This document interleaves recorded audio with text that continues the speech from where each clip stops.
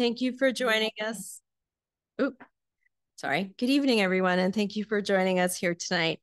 And welcome to Robert A.M. Stern Architects for those of you who are not from inside our office.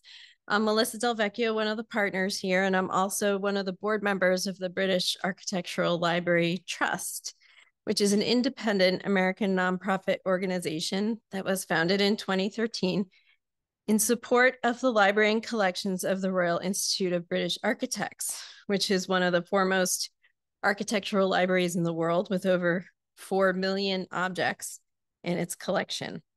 As an organization, we support activities ranging from lecture series to restoration and digitization of important works of the collections to research fellowships. And we're pleased to be hosting tonight's event in celebration of the Trust's inaugural research fellow, Alberto Martinez Garcia. And here to introduce Alberto is the chairman of our board, Ted Gamble. Thank you.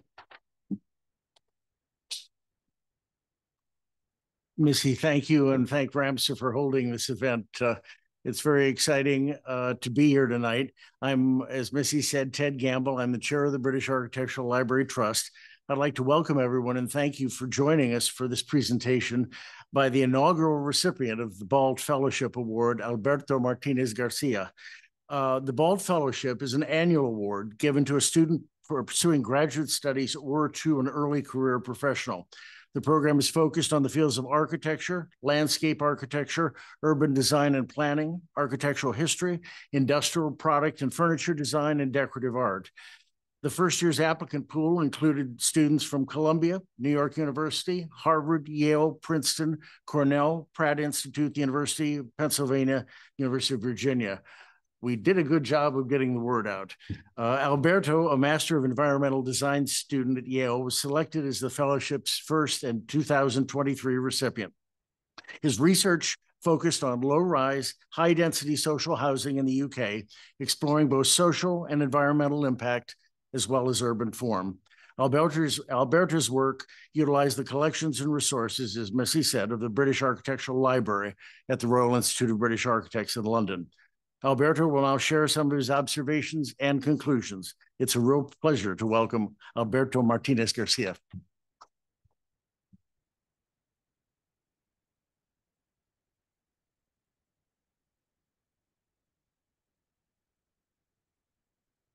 How do I pass here? Just like a remote control over there. Oh. Yep, that indicates. Yep. Following slide. Okay, sorry. Hello. So my name is Alberto Martinez, and I'm very happy to be here at RAMSA tonight. Before I start, I would like to thank the British Architectural Library Trust for their generosity in funding me to do research in London. So thank you very much to all the board members, and thanks to RAMSA for hosting the event, and Melissa for organizing or proposing the office for this presentation. So last year I received the BALT Fellowship to do research at the Library and Collections of the Royal Institute of British Architects, RIBA, in relation to my ongoing research covering low-rise, high-density housing projects, as you can see in this example. This is the library in the main building where they have the books and the magazines, as well as the photography archive. RIBA, for those that know the city, it's in the city center next to Regent's Park and close to Soho. But I also use the two main archives of the institution, the V&A. One of them is in the V&A Museum, and the other one is in the Piper Building in South West London. And in addition, I looked at blueprints, reports, and newspaper at the London Metropolitan Archives for to kind of like expand a little bit like the amount of information I was looking for. And finally, I combined the archival research with fieldwork, visiting some of these housing like Oden's Walk. Is there like a, well, I don't know. Like Oden's Walk, Highgate Newtown, Alexander Road State, and the Brunswick Center. So in the end, I spent my time in London studying a combination of sources to understand how these buildings were envisioned, the social implications in the design of these estates, and how they have evolved over time. This is an ongoing research, and I will continue working on it during the next, I think, year and a half or 2 years. But today, I would like to talk about the causes that trigger those projects to emerge, and then I'm going to focus on 3 particular buildings. First one, I'm going to talk about Alexander Road Estate in Camden. Then I will talk about the Brunswick Center in the neighborhood of Bloomsbury. And finally, I will talk about Odam's work in Covent Garden. To give some context, the first time local authorities became major suppliers of housing in England was after World War I, with the Housing Act of 1919. During this interwar period, the state built 1 million houses, and cottage estates, as the one here, became a prominent element in the British townscape. During this interwar period, the state built like 1 million houses. The second push to build public housing was after World War II, with a Labour government and the construction of the welfare state. In less than a decade, the National Health Service was created, and the railroad network, mines, and electricity supply industries were nationalized. And particularly in relation to this thesis, the government proposed a new plan for social housing through the Town and County Planning Act of 1947. With this act, England started to build an average between 200 and 300,000 houses per year. This act was the starting point of a prolific 30-year period in the construction of social housing, and the architecture that emerged at that time can be generally divided into phases. The first phase that lasts from the 1940s to the early 1960s and was called as mixed development. They were towers combined with low-rise high buildings, as the one that we will see before of Camelot Street Estate, or this one of the Golden Line Estate. And the second phase is starting in 1960s and lasting until the end of 1970s, became a critique of the previous phase with the merge of the case studies I'm gonna talk about, the low-rise, high-density dwellings. So mixed developments, the ones I searched before, were defined by high-density housing. They could be built quite fast, and they were disconnected from the streets. The causes of the decline came from different sides, but beyond the international critique of the modern movements, English architects triggered their own transformation, and particularly happened in the Architectural Association of London, where Peter Smithson was teaching in the 1950s. So Peter Smithson, with his wife Alison, attempted to recover the street for pedestrians, and so in this drawing that is called the Urban Reidentification Grid, and it was presented at an International Congress of 1953. The Smithson replaced in a chart the 4 original functions proposed by the Athens chart, like there were dwellings, recreation, war, and transportation, with the terms or with the concepts of the house, the street, the district, and the city. Each of these concepts in these drawings has a series of drawings of the Smithson projects, particularly his own competition entry for the Golden Lane Estate, and it was this one before, their own entry, and photos by Nickel Henderson. But the pedagogic program of the Architectural Association overcome the arena's ideas of the Smithson in their attempts to kind of overcome the way of housing was being done by the modern movement. They were publishing special issues and participating in other magazines to rethink what housing could become. So in parallel, residential towers were also unpopular among the tenants living there. Several studies developed by RIBA itself showed that most of them prefer living in houses with gardens rather than these sort of towers, and emphasizing that private balconies could not substitute gardens. So within this context, there were 2 architects that stood out among others. That is the ones I focus. One of them was Nick Brown, and the other one is Patrick Hodkinson. They both studied at the Architectural Association at the same time in the 1950s. They were classmates. But even if they both work in residential programs, one did it for the public sector, Nick Brown, and the other one for private developers. Nick Brown designed the Alexander Road Estate as an employee of the Camden Architects Department, while Hodkinson, together with Leslie Martin, did the same for the Brunswick Center as the main architect for a private developer in a public-private enterprise. However, both projects have or are similar, or they have some similarities that I'm gonna show next. I'm gonna focus mostly in the architectural aspects rather than the chronology, but then in the Q&A, I can expand some of the story behind it. So starting with Alexander Road State. The state is located in the neighborhood of Camden, just south of the train lanes. Oh, here, yeah, south of it here. Oops, it's a bit difficult, but in a low density neighborhood. The Camden Council acquired the site in 1967, and it was designed by its own architects, where Patrick Hawkinson were working on. And within 2 years, and then the construction lasts around a decade. The scope of work required like 518 dwellings to host more than 2,000 people, but it was gonna almost or more than double the existing population that was before they demolished the existing. Furthermore, the project needed to be host a wide range of non-residential uses, including a park, like this one here, and then like a youth club, a community center, etc. So the main strategy, it was like to create like, oops, sorry, I'm not good with this. So the main strategy was like to create like 2 strips of housing first, that there are like these 2 buildings, and then like a park in between, and another third like housing street. And then to locate the public programs on the east side around there. So some of the main principles behind the project were like separating vehicles and pedestrians, maintain the scale of the surrounding city, offering the same housing model for all classes within a single format. That was typical of the cottage estates that I saw before.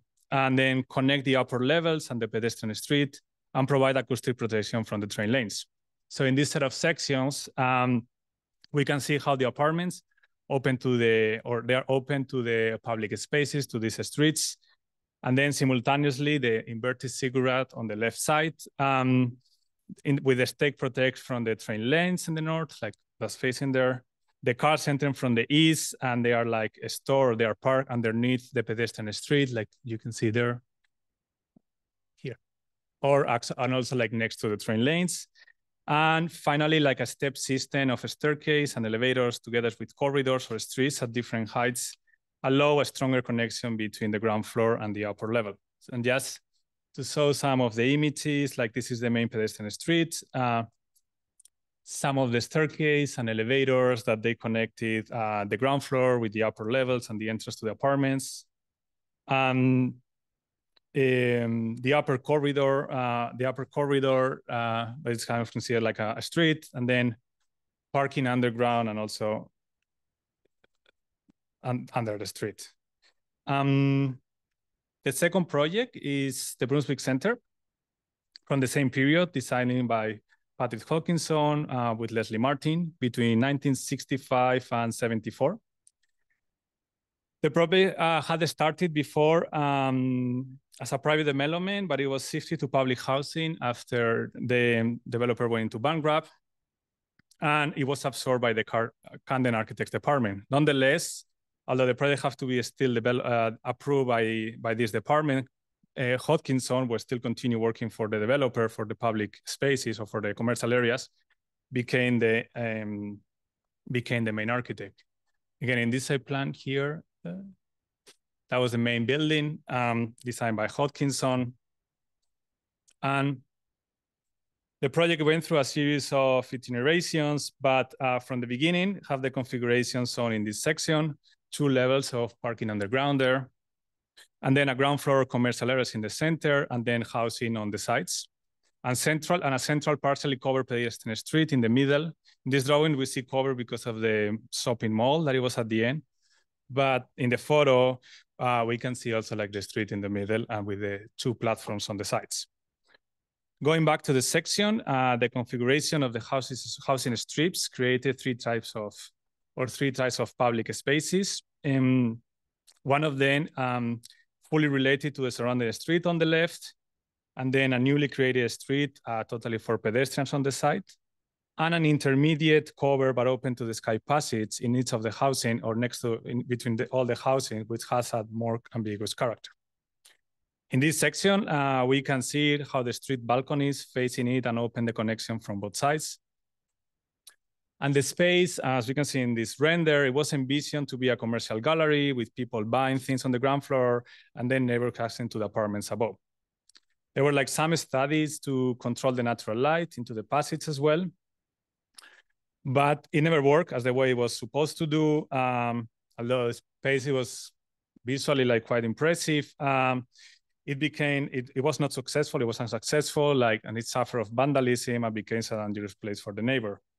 The Brunswick Center had like a renovation like 15, 20 years ago, and it was deciding to completely close this part and make it only accessible to the residents. The main galleries are currently empty with no current functions. It's a little bit like the structural elements with these 8 shapes here, with these 8 shapes that kind of hold the cantilever of the corridors and another like angled column on the front facades. In terms of the apartments here, the residential layouts, there are 1 or 2 bedroom apartments with the kitchen and bathrooms facing the access passage as a buffer, and the living room and bedrooms in the front facades. The greenhouse that is here and here provides so it's on the facade and becomes this domestic space of the apartment, connected the exterior with the pleasure of its inhabitants. So you can see also in this perspective section, but it's kind of sexist. The productive part of the house is in the back, and the greenhouse is the place to enjoy reading while looking at the skyline, etc. And then the window in the kitchens on the left allow cross ventilation, kind of environmentally activating the interior. That's like another photo of the greenhouses from the central street. And then, so after showing these 2 projects, designed in the 1960s, I want to go 1 decade after and discuss the one last building, which embraces the low-rise, high-density strategies more 3-dimensionally. This is Oden's Walk, designed by Donald Ball, an architect of the Great London Council. It was designed between 1974 and 1977 and finally built or finished, the construction finished in 1982. Oden's Walk, as this map shows, is located in Covent Garden, very close to the Thames River and Trafalgar Square, there on the south.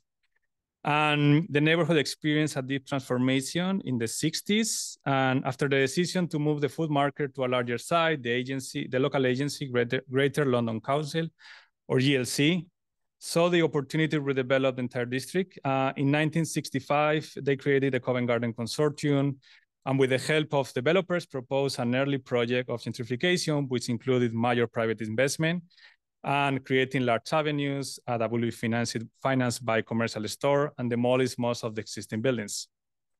But 3 years later, in 1968, it was founded the Covent Garden Community Association, a local organization that advocated to maintain the character of the neighborhood and against property speculation, and they were able to stop the original project. So GLC, the Greater London Council, have to propose a new plan together with this organization, which attempt to safeguard existing residents, improve its housing conditions, restrict road traffic, and give priority to pedestrians and public transport, and to protect the character of the neighborhood. The original site was occupied by an old press building. However, like a fire destroyed it, and the community built a Japanese garden here on the right as a network of communal green areas built in the neighborhood. And then the destruction of the Japanese garden to build a new housing project had the opposition of the neighbors, which believed the new building should have enough green space for the community. However, the GLC proposed this scheme that instead of providing a large central space, was broken down into small plazas, gardens, and alleys. The building occupies the entire perimeter of the site with 4 to 5 levels that extend into the 3 interior courtyards. Their main claim of the architects was that the scheme will give its family enough private outdoor space, but they have to negotiate between expanding the private outdoors into the public at the space of reducing the previous public garden. The formal massing perimeter extending into the interior and then divided this path into 3 small plazas, welcoming the non-housing programs inside the blocks, like some sort of stores still are there. And also like connected like this, like with some paths, the circulation in these arrows. And then although the plan looks quite complicated, it's like the way it's formed is by a single axis that mirrors diagonally itself. And then the other aspect that construct the floor plan is the L-shaped units with a rectangular or triangular terraces, as we can see like in some of the housing there. That kind of create like the gardens and the exterior terrace. The second and third floor plans are very similar, being accessible only by a staircase, except those in those corners where the elevators are located. But the configuration changed on the fourth floor. An elevated passage, similar to those in the Alexander Road Estate or the Brunswick, connects all the apartments. So while the 3 lower levels have the character of a Mediterranean village, the third floor regains an element from this British modern movement, like it was the street on the sky from the Smithson. I think in the floor plan, it's easy to see like this passage and the houses or the housing kind of plugging into it.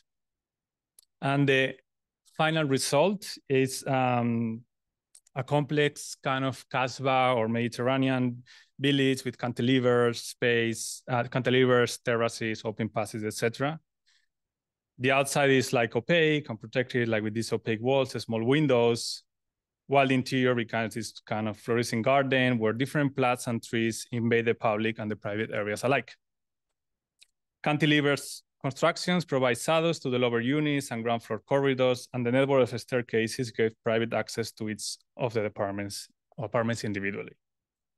So this was almost like the last public housing project built in London before Margaret Thatcher won in 1979. She passed it in 1980, the Housing Act that was famously not a right to buy policy, which allowed the local authorities to sell council houses for their tenants.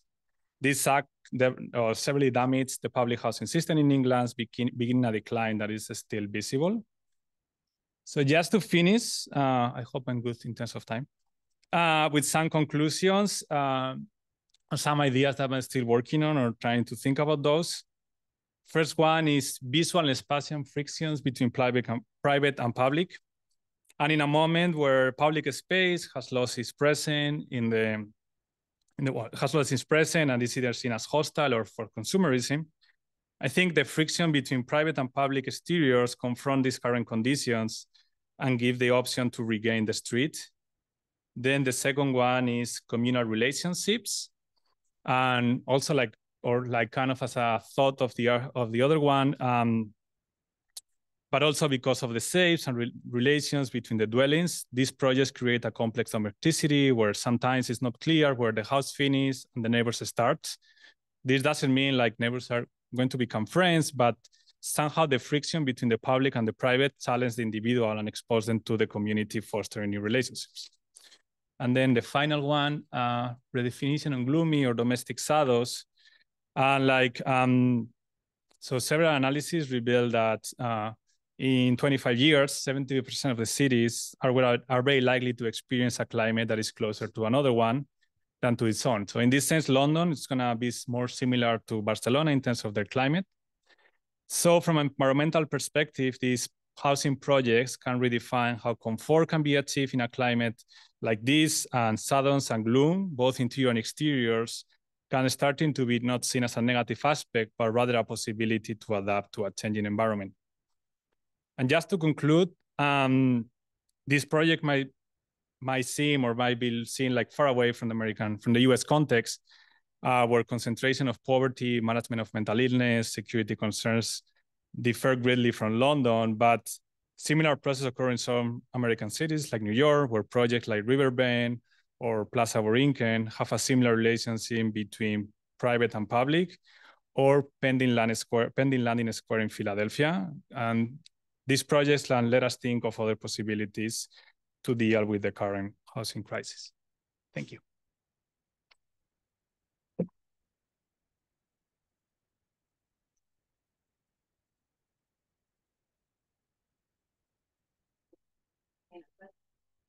Sure, yeah. If someone has a question, I'm happy to do. Okay.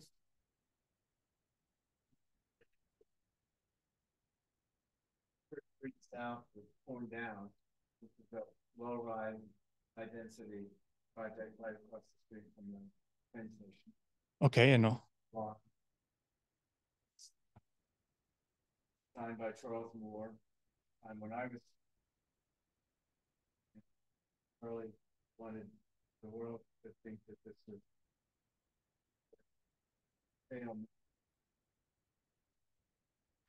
very different from the public private sector based around kind of a brown stony idea. But again, the cars were removed from these conceptions. So I'm just wondering about conclusions. Wondering a little bit about the architecture itself. The blooming talked about aside from the liberalism.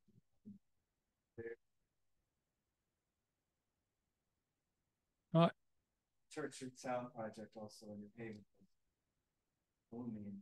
In its bad way. Some of these projects failed quite bad. Like the Brunswick Center was a bad project until they renovated recently. So I'm still thinking about it, but to me, I think there is like an aspect for it. So like I saw these projects in New York, but like Plaza Borinquen in Bronx. That is a project that actually is pretty successful. It's also like a brownstone transformation. So I think it depends on how this public space is perceived by their neighbors, like all of this kind of spatial friction between what is public and what is not. I don't know the project you talk, but I think it depends, or it's like, I think it's this sort of like small nuances about like these frictions, what can make these buildings not dangerous or less dangerous. Also, like some of these projects are right now working very well because they have been sold and they are expensive and they're gentrified. So I'm not trying to be so naive. But there are, for instance, Alexander Road Estate, the first one I saw, is still pretty much public housing. So yeah, I think kind of like this friction between the private and the public is what some of the clues are there.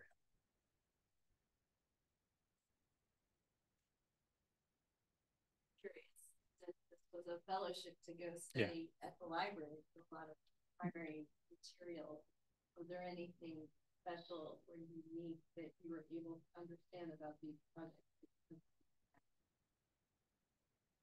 I think more than the drawings, but some of them are public and some of them are not. I think some of the reports, they were really helpful. And again, with the first project, there has been a resident that has been kind of keeping all the magazines and articles in the news and in order to kind of like protect the building. So that has been really helpful. And also for the last project, they did a lot of community engagement because of this non-gentrification. So you can see how the neighbors complain about it and like the feedback they were giving. So I think more the written pieces than the drawings. Yeah. I have some drawings because they are more nice. Yeah. So as you mentioned in the presentation, pretty much since the Margaret Thatcher became prime minister, the entire low-rise high density experiment has greatly ceased in how much there occur. And I'm curious, like, what you think because right now UK has a very acute housing crisis, and we know it's a fact. Most of the notable projects, luxury adaptive reuse, or just entirely luxury rebuild, like the you see in Vauxhall Pattern C. Like if such experiments if the architects were to start having the space, the availability to develop something to address what's the reality in how would they have done it differently? Oh, you mean intensity have been like a neoliberal more model? Yeah. Oh, that's a good question. Let me think. I would say maybe more, let's less about the public, less about the streets, and more about the individual, I would say. Trying to think projects that they were privately developed. But I'm not trying to see if I can remember one well. But yeah, no, I think like more individual for sure.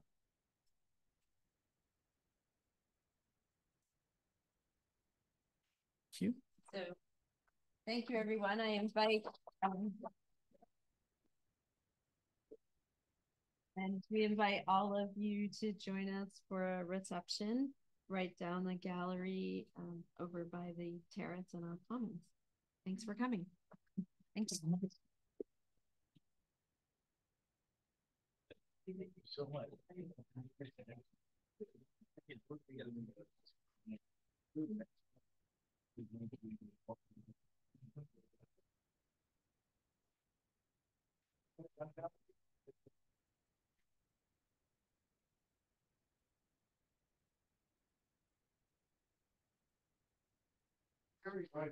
It was perfect preparation. Yeah, no.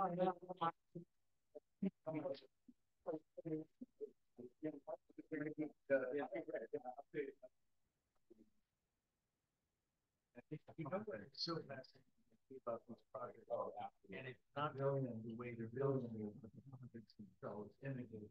So many people receive architecture in a two-dimensional plan and a sign. It's absolutely critical to understand section, to understand the it's all in the section. That's what I see. It shows us how everything interleads.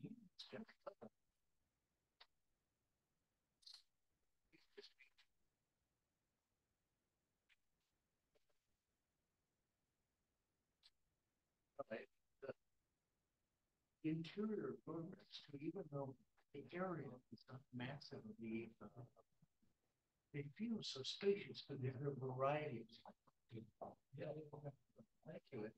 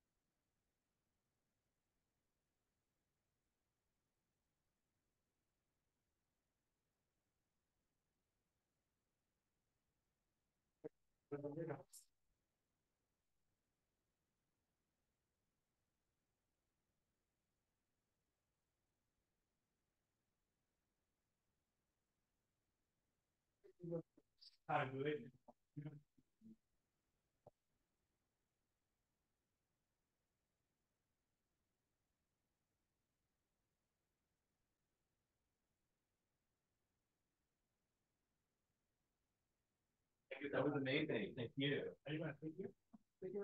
Probably a little bit. Yeah.